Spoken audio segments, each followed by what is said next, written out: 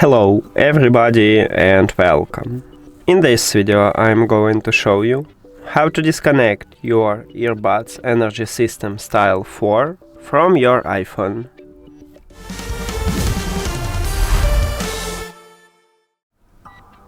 You have to start by open Settings and then go to the Bluetooth.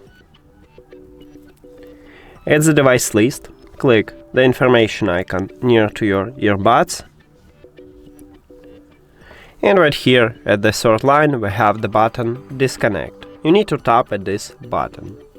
But before I tap on it, I will tell you the difference between Disconnect and Unpair.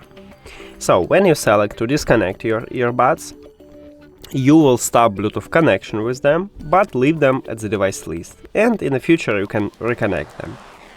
And if you select to unpair your earbuds, you will totally remove your earbuds from your phone. So if you need this, just select Forget this device button.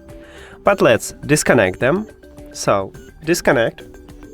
And as I tell you, I just stop Bluetooth connection with these earbuds, but leave them at the device list and I can easily reconnect them.